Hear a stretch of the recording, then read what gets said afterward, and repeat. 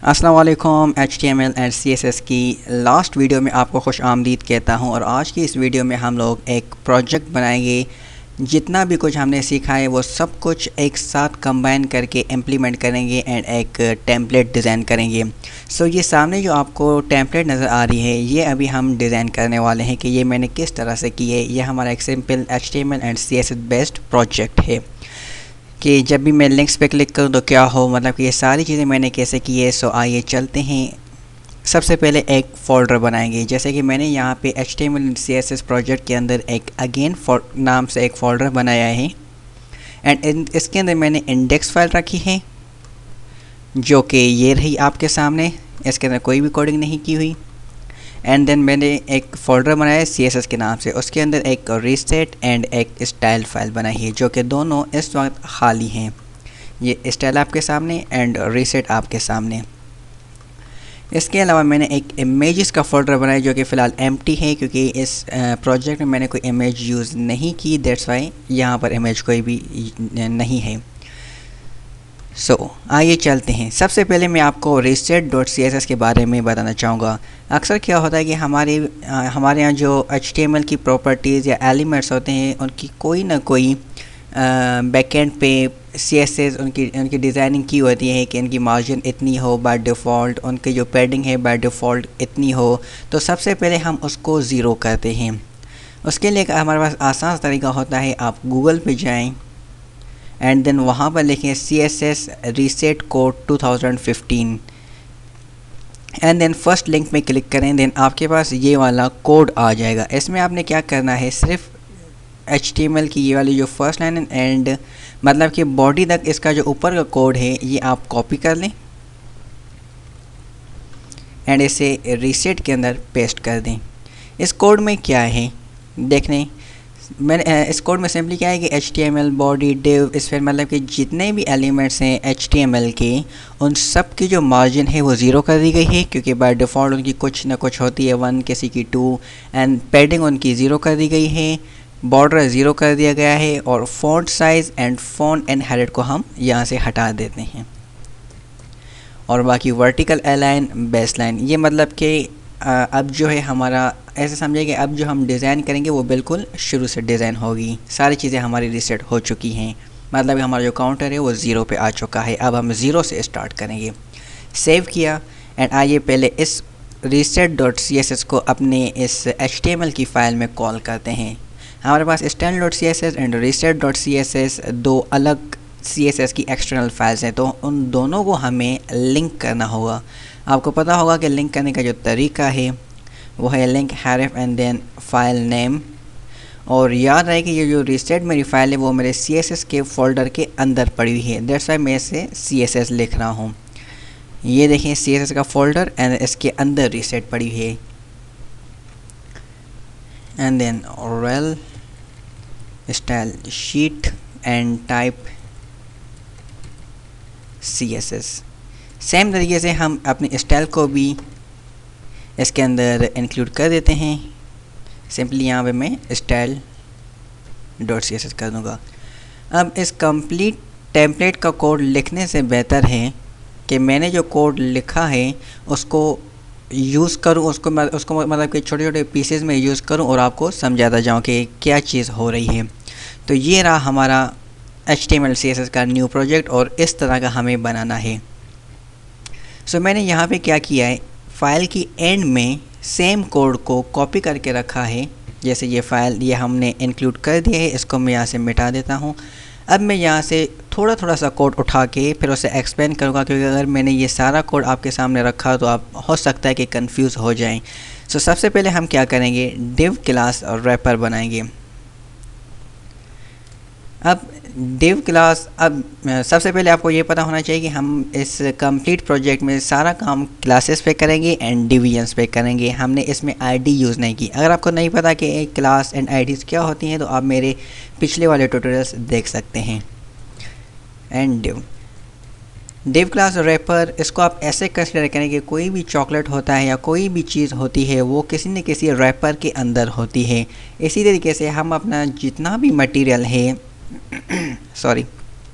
जितना भी मटेरियल है वो एक रैपर क्लास के अंदर रखेंगे ताकि जब zoom in and zoom out हो तो उनके जो कंपोनेंट्स हैं वो कोलैप्स नहीं हो। ठीक है, अब सिंपली मैंने यहाँ पे रैपर क्लास बनाई है, लेकिन अभी तक मैंने इसको डिज़ाइन नहीं किया। सो पहले हम HTML का कोड करते हैं एंड देन उसको डिज़ाइन करते हैं। ठीक, रैपर क्लास के अंदर अब हम अपनी सारी कोडिंग करेंगे और रैपर हमारी बॉडी के अंदर है। ठीक है जी, रैपर क्लास को अगर आप कंसीडर करें तो ये जो बाहर की जो जितनी भी ये कोडिंग है ये आप ऐसे कंसीडर करें कि ये रैपर क्लास है। ओके जी, आइए आगे चलते हैं। रैपर क्लास के अंदर मैंने बनाई है, वेट अ सेकेंड, इसको मैं कॉपी कर लेता हूँ एंड देन आपको समझाता हूँ। अब ये कोड देखें, कंफ्यूज होने की बिल्कुल भी ज़रूरत नहीं है। आपकी आसानी के लिए मैं इसको और छोटा कर देता हूँ।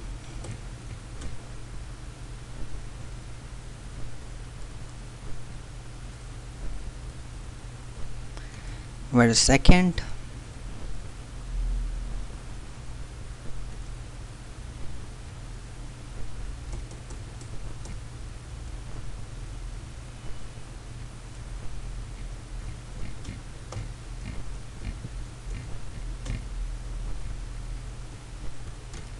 ठीक है जी।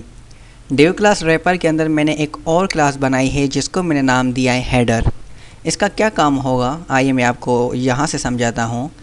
ये रैपर क्लास के अंदर ये जो आप बैकग्राउंड ब्लू वाला डार्क ब्लू देख रहे हैं ये हमारा हेडर है, मतलब कि ये जो पोर्शन है थोड़ा सा ये हमारा हेडर है। और हेडर के अंदर ये अलग से सेक्शंस बनाए गए हैं जिसमें write website name and extremely cool and catchy slogan ये अलग से लिखे गए हैं। और ये जो नेविगेशन बाहर है ये भी हेडर के अंदर है। सो अभी हमने क्या किया है कि रैपर के अंदर सिंपली हमने ये जो आप ब्लू कलर का हेडर देख रहे हैं सिंपली वो हमने क्रिएट किया है। आइए कोड में चलते हैं। अब इस हेडर के अंदर मुझे दो सेक्शंस चाहिए। दो सेक्शंस क्यों? एक सेक्शन चाहिए वेबसाइट नेम के लिए और दूसरा सेक्शन चाहिए your extremely cool and catchy slogan, क्योंकि अब मैं इनको एक ही सेक्शन में नहीं रख सकता क्योंकि ये हमारी लेफ़्ट साइड पे है और ये राइट साइड पे है, तो इस पे हम फ्लोट यूज़ करेंगे। तो फ्लोट के लिए हमें दो सेक्शंस मज़ीद चाहिए। तो आइए अभी जो है हम काम करते हैं वेबसाइट नेम पे and your extremely cool and catchy slogan पे, मतलब कि दो और सेक्शंस क्रिएट करते हैं। ठीक है जी, उससे भी पहले हमें एक और सेक्शन बनाना होगा जिसमें हम ये डिफ़ाइन करेंगे कि हमारा जो टोटल विड्थ वगैरह है वो कितनी है। अब आप ये समझे कि हमारा रैपर क्लास बन गया और रैपर के अंदर ये वाली जो हमारे ब्लू में इसके हेडर है वो बन गया। उसके बाद मैंने एक और क्लास बनाई है जहाँ पे हेडर का कंटेंट आएगा। उसमें क्या होगा कि उसकी जो विड्थ वगैरह है वो मैंने छोटी कर दी है, मतलब कि यहाँ से स्टार्ट होगा एंड यहाँ पे ख़त्म होगा। इसके अंदर दो सेक्शंस होंगे जो कि write name and your extremely cool and catchy slogan के लिए। ठीक है जी, और यहाँ पर अब हमने दो और क्लासेस बना दी। एक का नाम दिया है हेडर लेफ़्ट एरिया एंड उसके अंदर मैंने H1 के अंदर वेबसाइट नेम लिखा है and div class header right area, मतलब एक लेफ़्ट एरिया एक राइट एरिया। लेफ़्ट एरिया में हमारा वेबसाइट नेम आएगा एंड राइट एरिया में हमारा जो your extremely cool and catchy slogan है ये आएगा। आइए हम अपने पेज को चेक करते हैं और ये देखिए फ़िलहाल इसमें कोई भी इफ़ेक्ट नहीं आया क्योंकि अभी तक हमने CSS को अप्लाई नहीं किया। सो आइए सबसे पहले इतने कोड पे हम अपनी CSS को अप्लाई करते हैं। सिमिलरली मैंने CSS का कोड भी कॉपी करके रखा है, सिंपली इसे पेस्ट करूँगा। सबसे पहले बॉडी का जो आप कलर देख रहे हैं लाइट ब्लू है आई गेस, मैंने वो सेट किया है और यहाँ पर मैंने उसको ऐड कर दिया और चेक करते हैं। ये देखें हमारा जो बैकग्राउंड कलर है वो यहाँ पर आ चुका है। इस बॉडी के अंदर मैंने क्या किया, सिंपली बैकग्राउंड कलर एंड उसका जो कलर है वो मैंने डिफ़ाइन किया है। आई गेस इसमें आपको कोई भी कन्फ्यूजन नहीं होनी चाहिए। उसके बाद रैपर क्लास हमने बनाई है।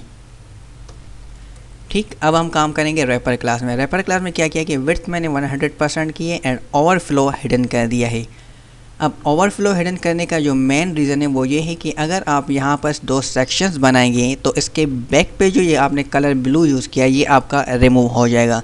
तो हमने कहा कि जो ओवरफ्लो हो वो हिडन हो जाए, मतलब कि हमारे जो बैकग्राउंड कलर है उस पर कोई भी इफ़ेक्ट नहीं आना चाहिए।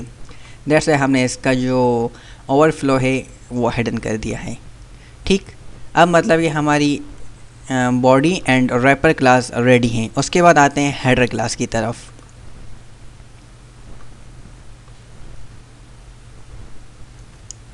और ये रही हमारी हेडर क्लास। हेडर क्लास की जो विड्थ है वो भी मैंने 100% रखी है। परसेंटेज रखी है मैंने, पिक्सल्स नहीं रखी। उसका मेन रीज़न ये है कि जब भी आप किसी मोबाइल पे यूज़ करेंगे, मतलब कि विड्थ का जो परसेंटेज का जो मेन रीज़न वो होता है कि इस टोटल स्क्रीन से कितनी परसेंटेज होनी चाहिए। मतलब कि अब अगर आप ये वेबसाइट किसी टीवी पे या मोबाइल पे देखेंगे तो आपको ये परफेक्टली नज़र आएगी, लेकिन परफेक्टली तो नहीं कह सकते, लेकिन पिक्सल से बेहतर नज़र आएगी। मतलब कि छोटी स्क्रीन पे ये वेबसाइट छोटी हो जाएगी एंड बड़ी स्क्रीन पे बड़ी हो जाएगी। और अगर हम पिक्सल्स यूज़ करेंगे तो उसमें क्या होगा कि अगर बड़ी स्क्रीन होगी तो हमारा जो पोर्शन होगा सिर्फ वही नज़र आएगा, बाकी हमारे जो स्पेस है वो वाइट हो जाएगी। आइए इसकी एग्जांपल मैं आपको दिखाता हूँ। सॉरी, इसमें मैंने मीडिया यूज़ नहीं किया।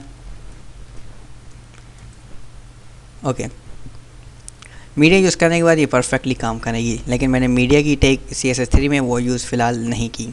ठीक है जी। बैकग्राउंड कलर मैंने इसका डार्क ब्लू रख दिया एंड ओवरफ्लो हिडन इसलिए रखा है क्योंकि इसके अंदर भी हमारे दो मज़ीद सेक्शंस आएंगे। अब हमारा रैपर एंड हेडर भी इसके डिज़ाइन हो चुका है। अब आते हैं हेडर कंटेंट की तरफ।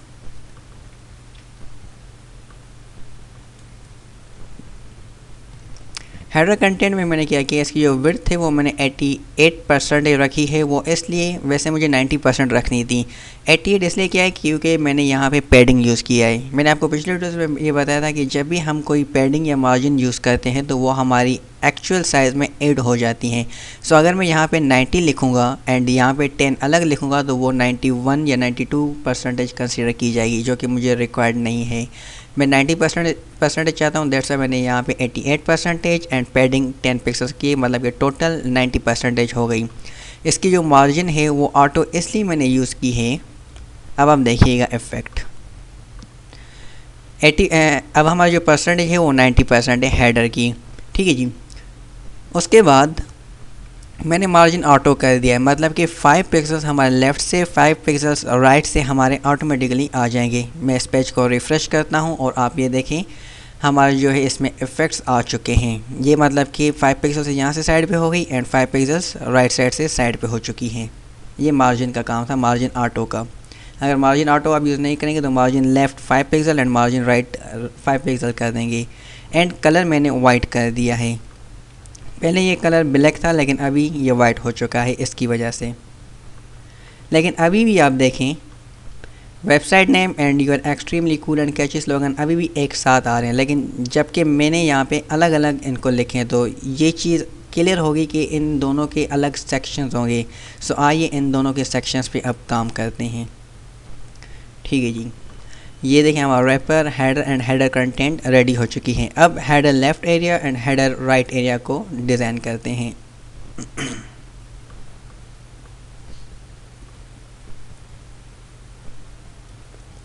ओके जी। सॉरी। हेडर लेफ़्ट एरिया की जो विड्थ है वो मैंने रखी है 40% एंड उसका जो फ्लोट है वो मैंने लेफ़्ट कर दिया, मतलब कि वो लेफ़्ट साइड पे रहे। उसकी जो पैडिंग है वो 10% रखी है। 10% इसलिए क्योंकि जो एक्चुअल है उसकी मतलब कि एक्चुअल के बॉर्डर से बिल्कुल चिपका हुआ नहीं हो, थोड़ा सा साइड पे हो। ठीक है। And then header right area में मैंने जो रिमेनिंग विड्थ थी वो ऐड की है 56 एंड फ्लोट इसका राइट किया है। Padding 10 pixels, line height 40 pixels and text align right. ये चीज़ें मैं हटा के आपको पहले दिखाता हूँ कि क्या है। रिफ़्रेश किया, 1 सेकेंड, इसको सेव करते हैं। और ये देखिए वेबसाइट वेबसाइट नेम यहाँ पे आ चुका है and your extremely cool and catchy slogan ये अभी हमारा लेफ़्ट साइड पे है, इसको हमें राइट साइड पे करना है। दैट्स वाई हम यहाँ पे टेक्स्ट अलाइन यूज़ करेंगे। और ये देखें ये हमारा टेक्स्ट थोड़ा सा ऊपर है जबकि राइट वेबसाइट नेम थोड़ा सा नीचे है। इसके लिए हम लाइन हाइट यूज़ करते हैं।